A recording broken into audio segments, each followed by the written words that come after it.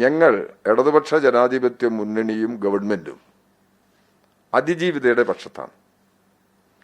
അത് ഒരു സിനിമാ നടിക്കെതിരായി അതിക്രൂരമായ ആക്രമണം നടന്നപ്പോൾ ആ സന്ദർഭത്തിൽ തന്നെ അത് ഞങ്ങൾ വ്യക്തമാക്കി. ഇപ്പോഴത്തെ കോടതി വിധി എന്ന് പറഞ്ഞത് നിയമരംഗത്തെ അവസാന വിധിയല്ല. ഇതിന്റെ ഉപരി കോടതിയുണ്ട്. അപ്പീൽ പോകുമെന്ന് ഗവൺമെന്റ് ഇപ്പം പ്രഖ്യാപിച്ചു കഴിഞ്ഞിട്ടുണ്ട്. ഈ അതിജീവിതയ്ക്ക് സംരക്ഷണം കിട്ടാൻ എന്താണ് സ്ത്രീകൾക്ക് നേരെ വരുന്ന ആക്രമണം?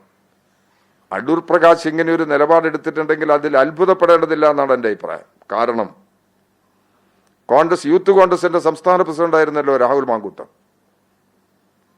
ആ രാഹുൽ മാങ്കൂട്ടത്തെ അവസാനമായി സംരക്ഷിക്കാൻ കോൺഗ്രസ് ശ്രമിച്ചില്ലേ? ഒളിവിൽ പോകാൻ സഹായം ചെയ്തില്ലേ? സംരക്ഷണം കൊടുത്തില്ലേ?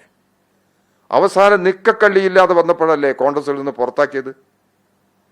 അതാണ് കോൺഗ്രസിന്റെ സമീപനം. കോൺഗ്രസിന്റെ വികൃത മുഖം വരിക. നിങ്ങൾ വയനാട് പോയി നോക്കിയാൽ നിങ്ങൾക്ക് അറിയാം. കോൺഗ്രസിൽ വിശ്വസിച്ച കുടുംബങ്ങൾ, സർവസ്വവും കോൺഗ്രസ് മുമ്പിൽ സമർപ്പിച്ച കുടുംബങ്ങൾ ആത്മഹത്യക്ക് വിധേയമായി. വയനാട്ടിൽ ആരെയും വ്യക്തിപരമായിട്ടോ എന്തെങ്കിലും ഒരു പ്രശ്നം നമ്മൾ ഉന്നയിക്കാനൊന്നും പോകുന്നില്ല. അതൊരു ശരിയ നിലപാടല്ല എന്നുള്ളതാണ്. പക്ഷെ ഇതിനോടെല്ലാമുള്ള കോൺഗ്രസിന്റെ നിലപാടെന്താണ്?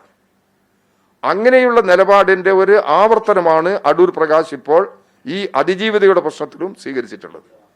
ഇവിടെ ഇങ്ങനെ തെറ്റായി വേട്ടയാടുക എന്നുള്ളതല്ലേ പറയുന്നത്? അദ്ദേഹത്തിന് അങ്ങനെയല്ലേ അദ്ദേഹം വിശദീകരിക്കുന്നതിന്.